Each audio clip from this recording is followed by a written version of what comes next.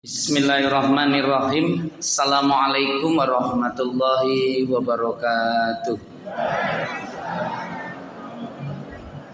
Alhamdulillah, innal hamdalillah nahmaduhu wa nasta'inuhu wa nastaghfiruhu wa na'udzu billahi min sururi anfusina wa min sayyiati a'malina.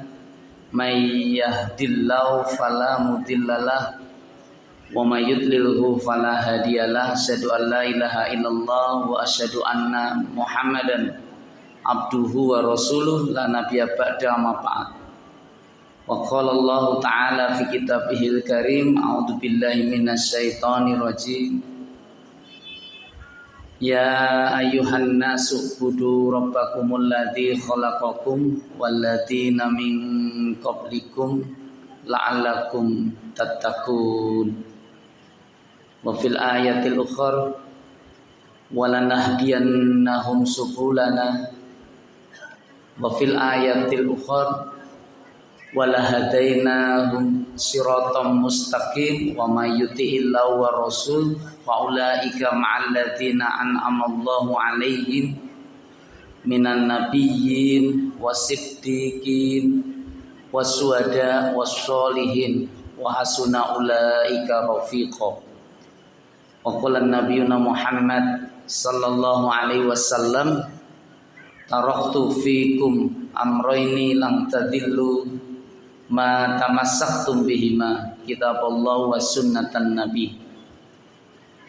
Alhamdulillah, satu kalam pendek yang dituntunkan oleh Allah untuk memujinya, kalimat yang hanya terdiri dari 3 kosakata.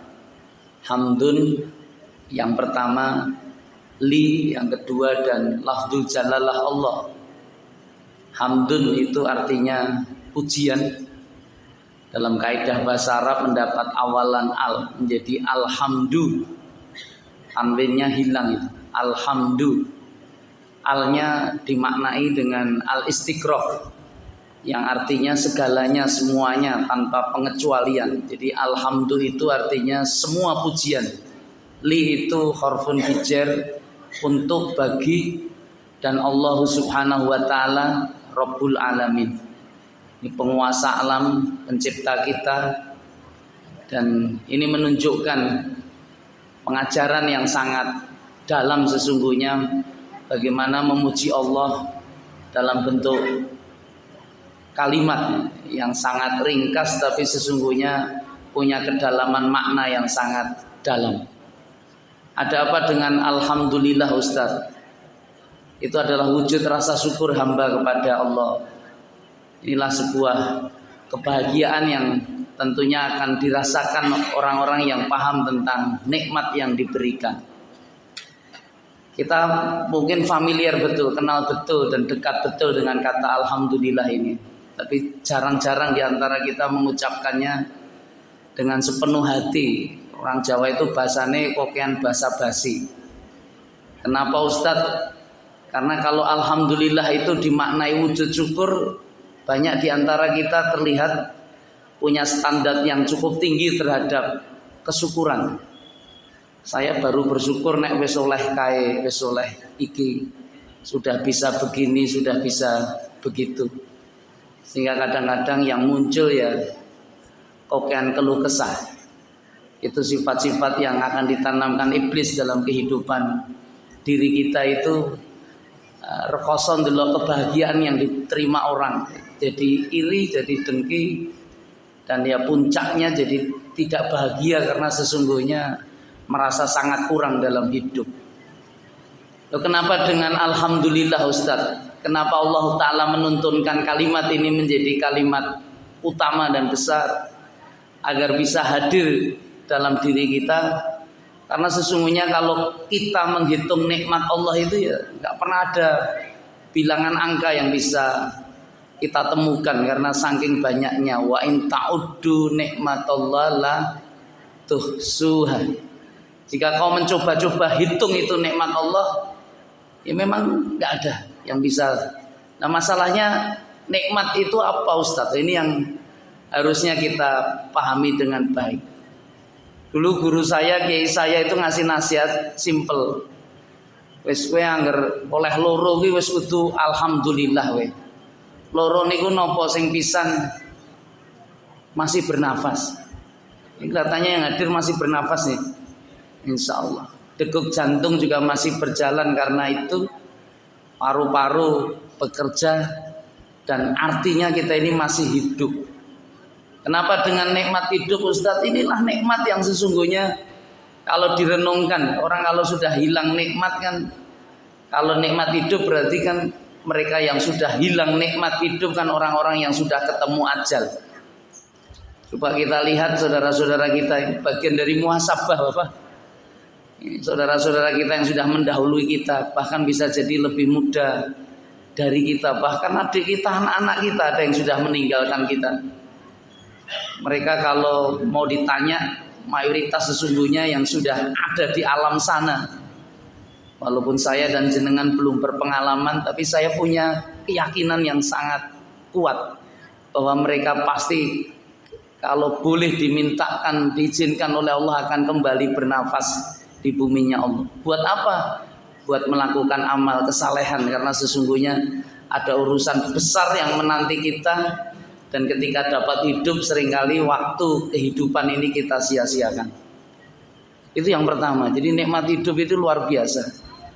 Kalau nggak ngerti ya mati dulu baru merasakan.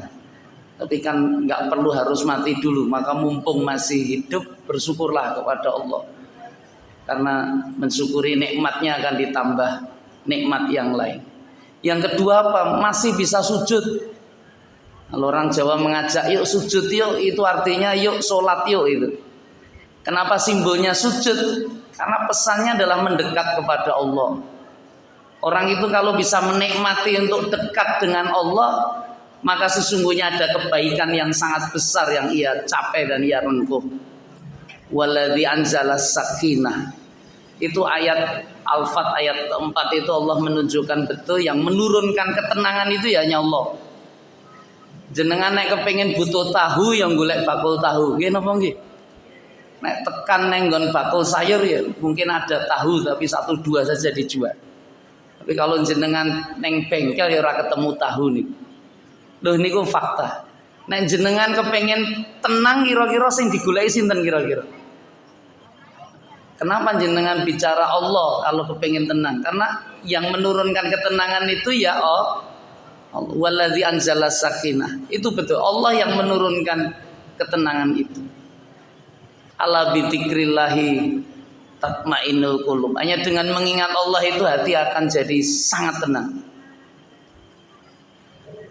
Jenengan pernah masuk di bangunan Ka'bah?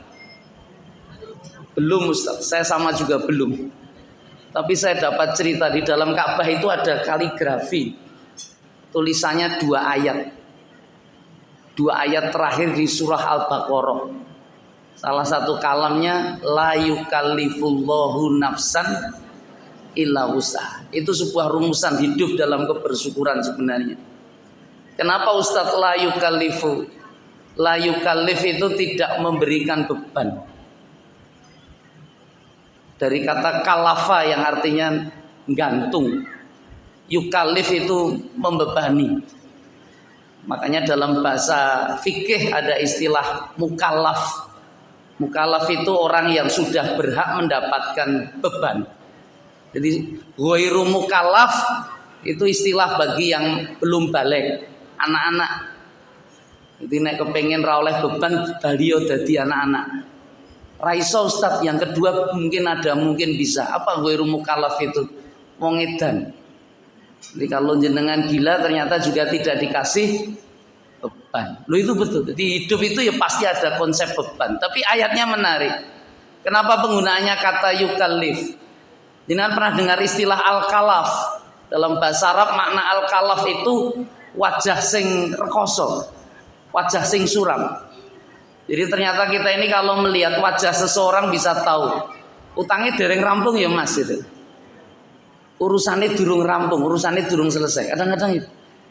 Kenapa? Wajahnya tidak ceria, wajahnya tidak bersinar. Alhamdulillah ini Purnama Siti itu tidak hanya rembulan yang purnomo, ning wajah-wajah di sini kelihatannya ya ceria. Nek ono beban insya Allah ya tidak menjadi berat. Kenapa? La yukallifullahu nafsan illa wus'aha. Karena Anda bisa menghadirkan Allah.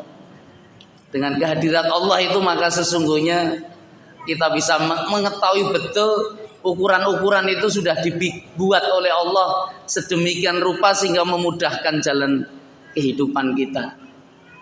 Inilah hidup Bapak Ibu yang dimuliakan Allah. Sebuah kehidupan yang harus terus kita jalani dengan melihat apa yang terjadi dalam diri kita. Makanya alhamdulillah itu menjadi kata kunci, karena bersyukur itu bukan sekedar alhamdulillah sebenarnya. Jadi ada pemaknaan secara istilahi. Kajian keilmuan saya sebenarnya ilmu tafsir. Ya, ini saya beruntung, makanya nanti saya bahas tentang Palestina, tentang negeri Indonesia, tentang Bani Israel, tentang Yahudi, dan peristiwa-peristiwa yang terjadi itu dari ayat-ayat Al-Quran saja. Karena nanti banyak dari ayat-ayat Taurat yang muncul, Injil pun bisa hadir dan seterusnya. Tapi menarik untuk bisa direnungkan bersama. Al-Quran itu sebuah kebenaran. Dia hadir saat ketika ada pemahaman yang sudah mulai sesat di antara manusia. Makanya kan permohonan utama dalam surah Al-Fatihah kan ihdinas siratal mustaqim. Minta hidayah ya Allah, minta bimbingan ya Allah, minta petunjuk ya Allah. Mana yang disebut siratal mustaqim itu? Ya, dulu waktu saya kanak-kanak masih belajar di surah, belum belajar ilmu tafsir detail itu, dapat pemahaman tentang siratal mustaqim seperti yang dimuat di kitab tafsir Al-Azhar Buya Hamka. Di Indonesia itu rata-rata menafsirkan siratal mustaqim itu rambut yang dibelah 7. Kelingan? Oh iya, rambut dibelah 7. Oh ternyata apa? Lah nafsirnya soal ngendi rambut dibelah 7 itu. Tapi begitu belajar ilmu tafsir ternyata cara menafsirkan itu ternyata ya ono tahapan-tahapane. Jadi kita tidak bisa langsung menafsirkan sesuatu ya dengan sesuatu yang kita tidak ngerti ini dari mana asalnya, dari mana rumusannya. Nah, tafsir yang paling kokoh, yang paling kuat itu dengan konsep metode tafsir bil maksur. Maksur itu menggunakan riwayat. Maksudnya apa Ustadz? Ya, ketika kita ingin mengkaji, menjelaskan Al-Quran, ingin mengurai tentang siratal mustaqim itu ya dicari riwayatnya. Riwayat apa? Ya, yang paling awal, paling utama ya Al-Quran itu sendiri. Karena ayat itu yufassiru ba'du ba'du, saling menafsirkan, dia menjelaskan. Tafsir itu kan dari kata fassaro yufassiru tafsiron, bayan. Itu jelasno, jelentrehke. Lah yang dimaksud dengan siratal mustaqim itu yang bagaimana? Apakah ada ayat Al-Quran yang ngasih penjelasan? Ada ternyata. Di mana? Ya di surah Al-Fatihah itu sendiri ternyata. Kalau dalam bacaan Imam Hafiz, kalimat penjelasnya itu nggak boleh diputus membacanya. Apa yang disebut siratal mustaqim? Siratal ladzina an'amta alaihim ghairil maghdubi alaihim waladdallin. Itu penjelas siratal mustaqim. Itu apa? Jalannya orang-orang yang Allah kasih nikmat atas mereka. Bukan jalannya al-maghdub, tadi sudah diterangkan. Siapa orang-orang yang dimurkai itu Allah. Gitu. Kalau di Quran siapa yang dimurkai itu Allah? Banyak yang dimurkai. Tetapi ternyata ada juga kalau kepingin lebih jelas, Rasulullah itu dalam sejarah ilmu tafsir juga punya hak otoritas untuk menafsirkan, menjelaskan Al-Quran yang paling jelas. Bahkan Allah berikan itu otoritas itu dalam kalam kalimatnya, wa ma yantiqu anil hawa in huwa illa wahyu yuha. Kanjeng Nabi Muhammad ki nek mbok tekoke agama, nek mbok tekoke ayat, dia enggak pernah menjelaskan dengan hawa nafsunya. Dia akan jelaskan dengan bimbingan Allah, dengan wahyu Allah. Ah gitu. Lah Kanjeng Nabi jelaskan apa al-maghdub itu Ustaz. Nanti bisa dibuka di tafsir Imam At-Tabari. Di tafsir Imam Ibnu Katsir itu ada hadis yang diriwayatkan oleh Imam At-Tirmidzi. Rasulullah ternyata pernah menjelaskan itu tentang al-maghdub. Siapa yang dimurkai itu? Contohnya salah satunya adalah orang Yahudi. Jadi contohnya Yahudi. Berarti selain Yahudi ya mungkin nggak menjadi orang yang dimurkai. Mungkin. Lah, apa kok dicontohke wong Yahudi? Dari mana Rasulullah kepengen melihat tentang kisah Yahudi ini? Ini menarik. Tadi sudah disampaikan. Tidak ada di antara kaum itu yang ternyata memberikan perlawanan paling sengit kepada umat Islam itu Yahudi ternyata. Loh, kenapa dengan Yahudi, Ustaz? Kenapa dia al-maghdub, dia dimurkai?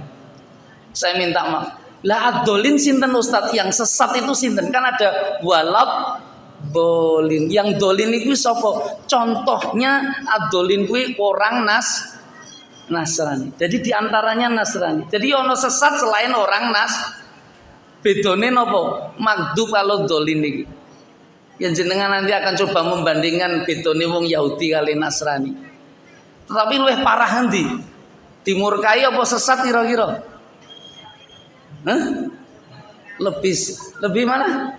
Iki sok jamaah beda, sak jamaah beda. Lebih parah mana?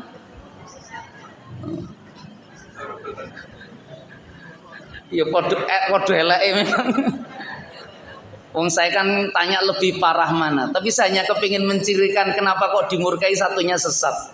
Sebutan dimurkai itu saya minta orang Yahudi itu sebenarnya tahu betul kebenaran. Itu ada riset, penelitian. Orang Yahudi kalau ditekoi, kowe nek renek sinagog tempat ibadahmu, ki ono pilihan masjid karo gereja, kowe pilih ibadah ning ndi? Ning masjid apa ning gereja? Jawab mereka itu semua milihnya masjid. Lu kenapa milih masjid kira-kira? Alasannya sederhana, Tuhan kami ini podo. Jadi wong Yahudi ini nganggep Tuhane podo. Ning nek karo Nasrani dia ra gelem. Itu penyembah pagan itu, penyembah berhala. Patung Trinitas dan seterusnya itu dia paling benci itu. Lah kok dengan Islam kok kemudian dia sangat benci, kenapa kira-kira? Nah ini konsep kepahaman kenapa muncul ajaran Yahudi ini. Saya minta maaf. Yahudi itu sinten tau Ustaz? Yahudi itu bagian dari Bani Israel. Bani Israel itu sinten Ustaz? Bani kuwi anak turun. Israel kuwi nama julukan Allah kepada seorang nabi. Namanya Nabi Yakub alaihissalam. Yakub niku sinten Ustaz? Yakub niku putrane Nabi Ishak, putune Nabi Ibrahim. Punya anak 12. Itu yang disebut Bani Israel. Lah Yahuda kuwi sapa? Yahuda itu ternyata salah satu di antara 12 anak itu ada namanya Yahuda. Ada yang ngomong anak keempat, ada yang ngomong anak kelima. Tetapi Yahuda. Dan istilah Yahudi menjadi agama itu baru muncul setelah runtuhnya kerajaan Nabi Sulaiman. Kenapa? Karena di antara anak turun Yahuda kuwi ada Nabi David atau Nabi Daud, terus Nabi Sulaiman. Habis itu